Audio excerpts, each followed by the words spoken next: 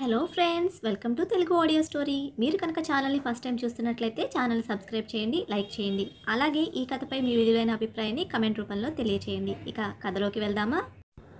నా ప్రాణమా పార్ట్ 56 చూసే ముందు పార్ట్ 55 చూడండి. లింక్ డిస్క్రిప్షన్లో ఇవ్వడం జరిగింది.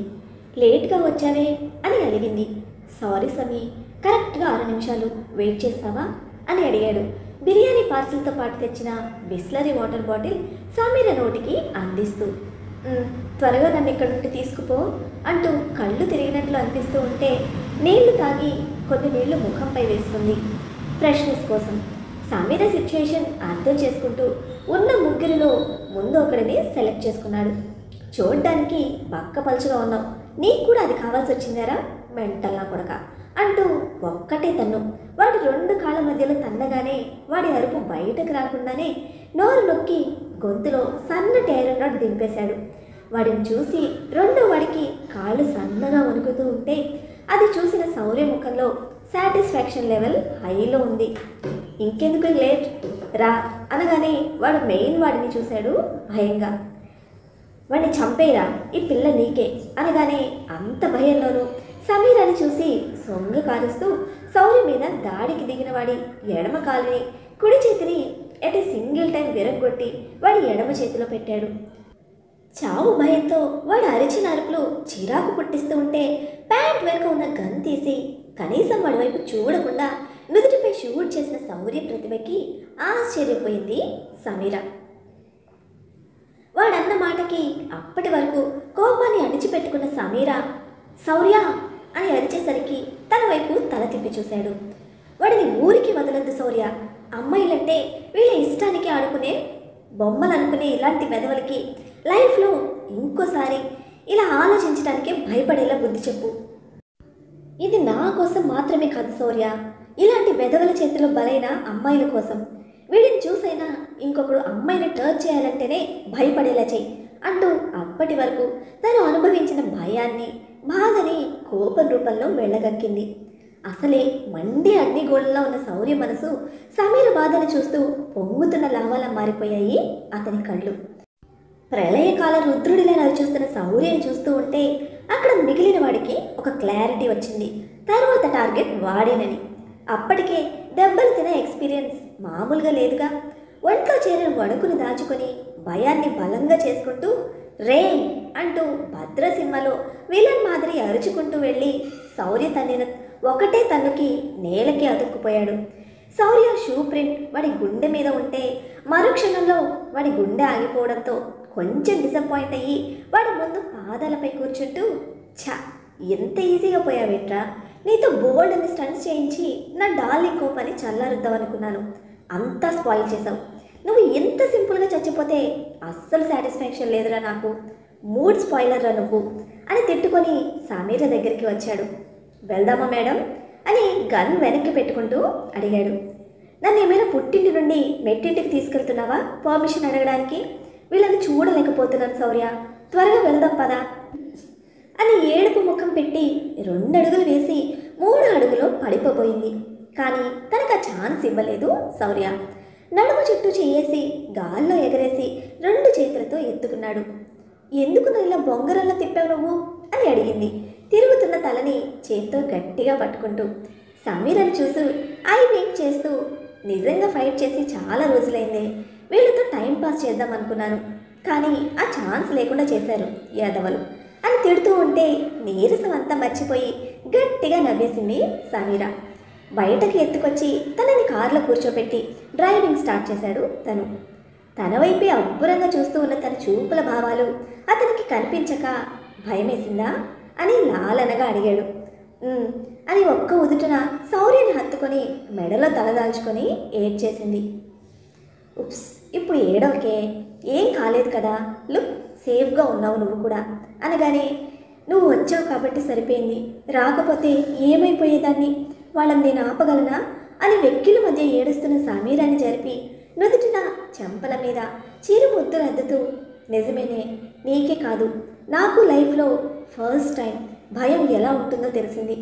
నీకు ఏదైనా అవుతుందేమో అన్న ఊహనే భరించలేకపోయాను సమీ, అది నా వల్లనే అని తలుచుకుంటే ప్రాణం పోయినట్టు అనిపించింది. Love you so much Sami. Can't imagine my life without you అంటూ చెప్తున్న శౌర్య కళ్ళలో కన్నీటి పొర. సారీనే, నన్ను ఎక్స్క్యూజ్ చేస్తావు కదూ అంటూ అడుగుతున్న శౌర్యతో ఎందుకు అని అడిగింది. రావడానికి లేట్ చేసినందుకు అంటున్న శౌర్యను చూసి చిన్నగా నవ్వేసింది. నిన్న నైట్ తినడమే, మళ్ళీ ఏం తినలేదు, కొంచెం ఏమైనా తిన్నాక అప్పుడు ఏడువు, ఈలోపు ఎనర్జీ కూడా వస్తుంది నీకు అని చెప్పగానే శౌర్య పొట్టలో ఒక పంచ్ ఇచ్చి జోక్గా ఉందా నీకు అని అడిగింది సీరియస్గా. అంటూ అమాయకంగా చెప్పి నువ్వు ఇలానే ఇంకాసేపు నా మీద కూర్చుంటే నేను ఏం చేస్తానో నిజంగా నాకు తెలీదు అని చెప్పగానే పెద్ద కళ్ళతో షాకింగ్ ఎక్స్ప్రెషన్ ఇచ్చి పక్కకు వెళ్ళి కూర్చుంది సమీర. చిన్నగా నవ్వుతూ మొండిగా బిహేవ్ చేస్తావు కానీ పర్లేదు, మాట వింటావు అన్నాడు. దాంతో ఇంకా ఉడుక్కుంటూ అస్సలు టెన్షన్ ఉండదా నీకు, ముగ్గురిని చంపేశావు, అసలు అది విషయమే కానట్టు బిహేవ్ చేస్తున్నావు అని అడగగానే అలాంటి వాళ్ళ మీద పోలీస్ కేసులు పెట్టి వాళ్ళను మేపి వెంటనే వాళ్ళు బయటకు వదిలేస్తే నా ఉడుకు రక్తం మరిగిపోతుంది, అందుకే నేనే వేసేసా, టైం అండ్ మనీ రెండు సేవ్ చేసి అంటూ చెప్తున్న శౌర్యకి పోలీస్ అన్న మాటతో ఒక్కసారిగా రాజ్తో తన పోలీస్ని ఆ లొకేషన్కి తీసుకురమ్మన్న విషయం ఫ్లాష్ అయ్యి 1 minute సమీ అంటూ రాజ్కి కాల్ చేసి ఎక్కడా అని అడిగాడు. ఆన్ ద వే సార్ అని చెప్పగానే షిట్, డూ వన్ థింగ్, వాళ్ళని మిస్గైడ్ చేస్తూ లొకేషన్కి లేట్గా రీచ్ అయ్యేలా చూడు అని కాల్ హోల్డ్ చేసి వేరే నెంబర్కి కాల్ చేసి తన వాళ్ళకి లొకేషన్ షేర్ చేసి అక్కడ ఉన్న బాడీస్ అండ్ ట్రేసెస్ మొత్తం క్లీన్ అయిపోవాలి, డూ ఇట్ ఫాస్ట్ అంటూ ఆర్డర్ వేశాడు. జరిగిందంతా ఏం అర్థం కాక సమీర అయోమయంగా చూస్తూ ఉంటే శౌర్య మాత్రం ఆరాంగా తన గేమ్ ప్లే చేస్తూ ఉన్నాడు. మరొక 10 minutesలో శౌర్యకి కాల్ వచ్చింది తన మనుషుల నుండి. ఆల్ క్లియర్ సార్ అని అటువైపు వాయిస్ వినపడగానే శౌర్య ఫేస్లో ఈవిల్ స్మైల్ వచ్చి చేరింది. వెంటనే కాల్ హోల్డ్లో ఉన్న రాజ్కి all done, can go there అని చెప్పి కాల్ కట్ చేశాడు. క్యూరియాసిటీ ఆపుకోలేని సమీర శౌర్యని అడిగేసింది ఏం జరుగుతోంది అని. సమీర టెన్షన్ చూసిన శౌర్య డీటెయిల్గా చెప్పాడు రాజ్తో పోలీస్ని లొకేషన్కి తీసుకురమ్మన్న విషయం. అది విన్న సమీర టెన్షన్ ఇంకా ఎక్కువైంది. శౌర్య ఈ కేసులో ఎక్కడ ఇరుక్కుంటాడోనని తన మనసును చదివేస్తున్న శౌర్య ఒక కిల్లింగ్ స్మైల్ ఇస్తూ సమీర చిన్ పట్టుకొని nothing to get tense Sami, everything clear చేసేసారు మన వాళ్ళు వితౌట్ ట్రేసెస్. వాళ్ళు ఇలాంటి ప్లేసెస్కి ప్లాన్ చేసి మరీ నేను ఇక్కడికి తీసుకురావాల్సిన అవసరం ఏముంది, ఎందుకంటే ఇక్కడ ఏం చేసినా 3వ గంటకి తెలియదు, అలాగే వాళ్ళు చచ్చినా 4వ మనిషికి తెలియదు, అందుకే ఇంకా ఆలోచించకుండా చంపేశా అని సింపుల్గా చెప్పిన అతని వైపు ఆశ్చర్యంగా చూస్తూ యు ఆర్ రియల్లీ సంథింగ్ శౌర్య, నేను ఈ యాంగిల్ అస్సలు ఊహించను కూడా లేదు, నీ గురించి సరిగ్గా తెలుసుకోకుండానే ప్రేమించేస్తున్నా నేను, హౌ పూర్ ఆఫ్ మీ అనగానే సైడ్ స్మైల్ ఇస్తూ పోనీ ఇప్పటి నుండి తెలుసుకో అన్నాడు. ఈ నవ్వుకే పడిపోయేది, ఈ నవ్వు తప్ప నాకు ఇంకేం వద్దు అనిపిస్తుంది అని క్యూట్గా చెప్పి సడన్గా ఏదో గుర్తొచ్చినట్టు నీకు షూటింగ్ వచ్చా అని అడిగింది క్యూరియస్గా. కాలేజ్ టైంలో నేర్చుకున్నాను. ఎందుకు? అదే ప్రశ్న. అంటే షూటింగ్ నేర్చుకోవాల్సిన నీడ్ ఏముంది అని. సెల్ఫ్ ప్రొటెక్షన్ కోసం. ఇప్పుడు యూజ్ అయిందిగా, అలా ఇంకెక్కడైనా యూజ్ అయితే యూజ్ చేస్తా.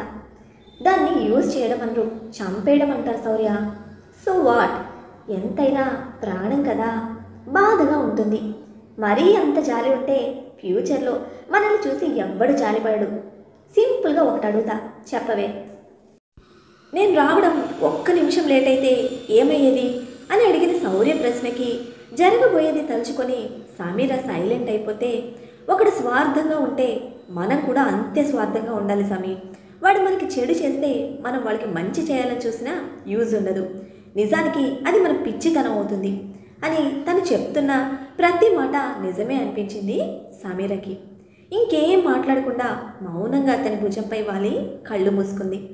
లైట్స్ వెలుతురులో మరోవైపు సమీర చెంపపై కొట్టడం వల్ల కనిపిస్తున్న దెబ్బ బాగా కందిపోయినట్టు అనిపిస్తే ఏం మాట్లాడకుండా అరగంట జర్నీ తర్వాత ఆమెని సిటీలోకి తీసుకొచ్చి హాస్పిటల్ దగ్గర కారు ఆపాడు. పడుకొని ఉన్న సమీర చేతిపై చిన్నగా తట్టి నిద్రలేపాడు. అప్పుడే వచ్చేసామా అని అడుగుతూ కళ్ళు తెరిచి చూసిన సమీరకి ఎదురుగా హాస్పిటల్ కనిపిస్తూ ఉంటే, హోటల్కి తీసుకెళ్తామనుకుంటే ఇక్కడికేంటి అని అడిగింది ఏడుపు ముఖంతో. ఒంటిపై చిన్న చిన్న దెబ్బలున్నాయి, ఐరన్ స్క్రాచెస్ కనిపిస్తున్నాయి. టీటీ పడాలి, పద సైలెంట్గా అని సమీర నోరు మూయించి లోపలికి తీసుకెళ్ళి ట్రీట్మెంట్ చేయించాడు. పొట్ట పట్టుకొని కూర్చున్న సమీరని చూసి దగ్గరకు వెళ్ళి ఇన్సైడ్ ఏమైనా ఇంజరీస్ ఉంటే ట్రీట్ చేయించుకో, బయట వెయిట్ చేస్తాను అని చెప్పి వెళ్ళిపోయాడు. చెప్పకపోయినా ప్రతి చిన్న విషయం తన గురించి ఆలోచిస్తున్న అతని ప్రేమకి మంత్రముగ్ధురాలైపోయింది సమీర. వీపు కింద నడుము వెనుక నొప్పి తెలుస్తూ ఉంటే అది చూపించుకొని బయటకు వచ్చింది. ఆల్ గుడ్ అని అడిగాడు. అనగానే సమీర చేతిలో కూల్ జెల్ పెట్టి చీక్కి అప్లై చేసుకో సమీ. వాడు అంత గట్టిగా కొట్టాడా లేక నువ్వంత సున్నితంగా ఉన్నావా అని అడుగుతూ ఉంటే ముఖం అసహనంగా పెట్టి ఏదైతే ఏంటి, దెబ్బ తగిలింది నాకే కదా అని జెల్ శౌర్య చేతికే ఇచ్చి నువ్వే రాయి అని నెమ్మదిగా అంది. పద బిల్ సెటిల్ చేసి వస్తా అని సమీరని ముందు పంపి వెనక్కి వెళ్ళాడు శౌర్య. నైట్ వేర్లో ఉన్న సమీరని అబ్బాయిలు పట్టి పట్టి చూస్తూ ఉంటే నిట్టూర్పు విడిచి ఇలాంటివి చూస్తే ఒక్కోసారి అనిపిస్తుంది అందమైన పెళ్ళాలు గర్ల్ ఫ్రెండ్స్ ఉండకూడదు అని నడుస్తున్న సమీర బ్యాగ్ చూసి హుఫ్ అని తల విదిల్చి బిల్ సెటిల్ చేసి వెనకే వచ్చాడు. కారులో కూర్చొని చిన్న పిల్లల తల బయట పెట్టి చూస్తున్న తనని చూసి ఐ వింక్ చేశాడు. ఏంటి అన్నట్టు తల ఎగరేసి అడుగుతున్న సమీరని చూసి ఏం లేదు అన్నట్టు తలూపి కార్ స్టార్ట్ చేశాక శౌర్య వైపు తిరిగి కూర్చుంది. యు నో వాట్ అంటూ. ఏంటి అన్నట్టు చూసిన అతని చూపుకి మళ్ళీ ఇలా బయట తిరుగుతాను అనుకోలేదు. ఈ చల్లగాలి, ఈ నేచర్ ఇవన్నీ చూస్తాను అనుకోలేదు శౌర్య. ఇంకా నేను మిస్ అవుతానేమో అనిపించింది. ఫ్యామిలీ అంతా ఒక్కసారిగా కళ్ళ ముందు కనిపించారు. అన్నయ్య, డాడీ, పెద్దమ్మ, జాను, అందరికంటే ఎక్కువగా నువ్వు. ముందు చాలా ధైర్యంగానే ఉన్నా నేను. నువ్వు లేట్ అయ్యేసరికి భయం పుట్టుకొచ్చింది. నా లైఫ్ అయిపోయింది అనుకున్నాను. అలాంటి టైంలో నువ్వు నిజంగా నీ ఎంట్రీకి ఫిదా అయిపోయాను. వస్తావని తెలుసు కానీ ఎక్కడో భయం, నన్ను ఎలా పట్టుకుంటావని. అనుకున్నట్టుగానే నన్ను చేరుకున్నావు. ఇంతకీ ఎలా కనిపెట్టావు నన్ను? కొంచెం బ్రెయిన్కి రెస్ట్ ఇవ్వు, మార్నింగ్ మాట్లాడుకుందాం అవన్నీ అని హోటల్లో కార్ ఆపి ఫుడ్ రూమ్కి డెలివరీ చేయమని చెప్పి సమీరతో పాటు పైకి వెళ్ళాడు. చిరాకుగా అనిపించడంతో పాటు చావు దగ్గర నుండి వచ్చేసరికి వెంటనే వాష్రూమ్కి వెళ్ళి తలస్నానం చేసి వచ్చింది సమీర. ఆ వెంటనే శౌర్య కూడా ఫ్రెష్ అయి వచ్చాడు. ఇద్దరు వచ్చేసరికి ఫుడ్ రావడంతో కడుపు నిండా తిన్నారు. సమీర బెడ్ వైపు వెళ్తూ ఉంటే శౌర్య ల్యాప్టాప్ తీసుకొని సోఫా వైపు వెళ్ళాడు. ఓయ్ అని పిలిచింది. హా, కార్డ్ పెద్దగానే ఉంది. అవును, ఇద్దరికీ ఈజీగానే సరిపోతుంది అంది మాటలు వెతుక్కుంటూ. సమీర ఇంటెన్షన్ అర్థమై సైలెంట్గా వెళ్ళి బెడ్పై కూర్చొని ల్యాప్టాప్ ఓపెన్ చేస్తూ ఉంటే ఆపి ప్లీజ్ ఈరోజు నన్ను మాత్రమే పట్టించుకో అని చెప్పి ల్యాప్టాప్ పక్కన పెట్టేసి అతని బడిలో తల పెట్టుకుని పడుకుంది. సమీర తన ప్రెజెన్స్ కోరుకుంటుంది అని అర్థమై తన తల నిమురుతూ ఉంటే వెంటనే నిద్రలోకి జారుకుంది. Don't leave me Shaurya, I can't live without you. ఈరోజే తెలిసింది నాకు ఈ విషయం అని నిద్రలో మాట్లాడుతూ ఉంటే ఆ టైంలో తను ఎంత భయపడిందో అర్థమై సమీరని వదలలేనంత గట్టిగా హత్తుకొని నుదుటిన ముద్దు పెట్టుకొని కళ్ళు మూసుకున్నాడు. సమీర నిద్రలోనే శౌర్య మెడ చుట్టూ చేతులేసి ఎద మీద తల పెట్టుకొని పడుకుంది చిన్న పిల్లల. మధ్యరాత్రిలో గాఢ నిద్రలో ఉన్న తను పీడకలకి భయపడి లేచి కూర్చుంది ఆయాసపడుతూ. సమీ, ఆర్ యూ ఓకే అని అడుగుతూ తను కూడా లేచాడు శౌర్య. నాట్ ఓకే శౌర్య, భయంగా ఉంది అంది బిత్తర చూపులు చూస్తూ. నైట్ మేర్ అనుకుంటా, డోంట్ ఫీల్ టెన్స్ అంటూ వాటర్ అందించి సమీర కుదిరపడేలా చేశాడు. అని వాటర్ తాగి శౌర్య వైపు చూసింది. ఓకేనా అని అడిగాడు. హా, నువ్వు పడుకో అని బెడ్ దిగుతూ ఉంటే ఆపి ఎక్కడికి అని అడిగాడు. వాష్రూమ్. నేను రానా? వద్దు, జస్ట్ ఫేస్ వాష్ శౌర్య. సరే, బయట వెయిట్ చేస్తాను అని చెప్పి వాష్రూమ్ బయట నిలబడ్డాడు శౌర్య. సమీర ఫేస్ వాష్ చేసుకొని బయటకు రాగానే బెడ్ దగ్గరికి ఎత్తుకొని తీసుకొచ్చి వదిలాడు. ఆయన పడుకోకుండా ఆలోచిస్తూ ఉన్న సమీర పక్కన పడుకొని తన హ్యాండ్ పట్టుకున్నాడు. అయిపోయిందేదో అయిపోయింది సమీ, దానికోసం ఆలోచించి మైండ్ ఖరాబ్ చేసుకోకు, పీస్ఫుల్గా పడుకో, నిన్ను వదిలి నేను ఎక్కడికి వెళ్ళను అని చెప్పి పడుకో అన్నాడు చివరిగా. చిన్నగా నవ్వి అతని పక్కన పడుకున్న సమీరాని ఆపి నా పైన పడుకో అన్నాడు. "ఉహుం" అంటూ తల అడ్డంగా ఊపేస్తున్న సమీర చేష్టకి నవ్వుకుని "ఏం చేయను నీకు ధైర్యం కోసం" అనగానే "బాగోదలా" అంది తల దించి జుట్టు చెవి వెనక్కి పెట్టుకుంటూ. "అయితే నేను నీపై పడుకుంటాను, అప్పుడు బాగుంటుంది" అని అనగానే టక్కున కళ్ళు పెద్దవి చేసి వెంటనే మళ్ళీ వాటిని సిగ్గుతో చిన్నవి చేసి "నీకు సిగ్గు లేదు శౌర్య" అని డిసైడ్ చేసేసింది అమ్మాయపు పక్షి సమీర పాప. ఇక ఇక్కడ చెన్నైలో జాను పాప తను చేసిన ఛాలెంజ్లో గెలిచి క్లాస్ టాపర్ అయ్యి రిషిని దక్కించుకోవాలని బుక్స్లో తల అయితే దూర్చేసింది, కానీ మనసులో మాత్రం రిషి తిష్ట వేసి డిస్టర్బ్ చేస్తూ ఉండడంతో ఒకసారి మాట్లాడాలి అని రిషికి కాల్ చేసింది. రేపు తను ఇవ్వాల్సిన సెమినార్కి ప్రిపేర్ చేసుకుంటున్న రిషి రింగ్ సౌండ్కి ఫోన్ తీసి స్క్రీన్పై కనపడుతున్న జాను పేరు చూడగానే తెలియకుండానే ఒక హ్యాపీ స్మైల్ వచ్చి చేరింది రిషి పెదవులపై. కానీ లేని సీరియస్నెస్ తెచ్చిపెట్టుకొని కాల్ లిఫ్ట్ చేశాడు. ఎందుకంటే జాను చేసింది వీడియో కాల్ కనుక దొరకకుండా జాగ్రత్త పడుతున్నాడు. "చెప్పు జాను, ఏంటి ఈ టైంలో కాల్ చేసావు?" అంటూ అడుగుతున్న రిషితో, "రోజు నువ్వు నాకు క్లాస్ తీసుకుంటావుగా కాలేజ్లో, అందుకే నేను నీకు క్లాస్ తీసుకుందామని కాల్ చేశా" అంటూ చెప్తున్న జానుతో, "చెప్పేదేదో క్లియర్గా చెప్పు" అంటూ విసుగ్గా అడుగుతున్న రిషితో, "తమరు అకాడమిక్స్లో టాప్ కానీ లవ్ సబ్జెక్ట్లో పూర్ కదా, అందుకే క్లాస్ తీసుకొని ఈ సబ్జెక్ట్లో కూడా గోల్డ్ మెడల్ ఇప్పిద్దామని" అంటూ ఐ వింక్ చేసి చెప్తున్న జాను మాటలకి "జాను" అంటూ సీరియస్గా చూస్తున్న రిషిని చూస్తూ పౌట్ ఫేస్ పెట్టి చూస్తూ, "ఆ దేవుడు నీకు కొంచెం కూడా ఫీలింగ్స్ పెట్టలేదేంట్రా మగడా" అంటున్న జాను మాటకి గట్టిగా నవ్వేశాడు రిషి. అంతే, పాప హుషారుగా గంతులేస్తూ ఒక్కసారిగా బెడ్పై బోర్లా పడి, "అమ్మయ్య నవ్వేశావా, ఇప్పుడు చూడు ఫేస్లో ఆ స్మైల్తో ఎంత ముద్దొస్తున్నావో" అంటూ చేతిలో ఫోన్ పట్టుకొని బోర్లో పడుకొని నైట్ వేర్లో డీప్ నెక్ ఉన్న టాప్ అవ్వడంతో జాను క్లీవేజ్ కనిపించడంతో ఇబ్బందిగా చూపు తిప్పేశాడు రిషి.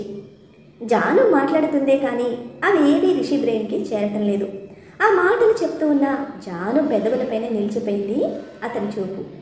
జాను అందమైన మొహాన్ని మైమరుపుగా చూస్తూ ఉన్న రిషి జాను అడుగుతున్న దేనికి ఆన్సర్ ఇవ్వకపోవడంతో "రిషి, రిషి" అంటూ గట్టిగా పిలిచేసరికి ఈ లోకంలోకి వచ్చి, "హా జాను, రేపటి సెమినార్కి ప్రెజెంటేషన్ ప్రిపేర్ చేయాలి, బాయ్" అని చెప్పి కాల్ కట్ చేసి వర్క్ అయితే మొదలు పెట్టాడు, కానీ అస్సలు కాన్సన్ట్రేషన్ కుదరటం లేదు. జాను గురించి ఇంతవరకు లేని కొత్త కొత్త ఆలోచనలు రెక్కలు తొడుగుతూ ఉంటే బుక్స్ క్లోజ్ చేసి బెడ్పై చేరిన రిషికి మొదటిసారి తెలిసొచ్చింది తనకి వయసు వచ్చిందని. "మొత్తానికి చెడగొట్టేసావే జాను పాప, రిషిని పడేయడంలో హాఫ్ సక్సెస్ అయ్యింది. ఇంకా క్లాస్ ఫస్ట్ కూడా వచ్చేస్తే మన రిషి జానుకి బుక్ అయిపోయినట్టే. మరి సమీర బ్యాక్ అయ్యాక సిచ్యువేషన్స్ ఎలా ఉండబోతున్నాయి? వీళ్ళ లవ్ జర్నీలో ప్రాబ్లమ్స్ స్టార్ట్ అవ్వనున్నాయా? తెలుసుకోవాలంటే నెక్స్ట్ ఎపిసోడ్ని ఫాలో చేయండి. అలానే ఈ ఎపిసోడ్ని లైక్ చేయడం మాత్రం మర్చిపోకండి. Bye friends.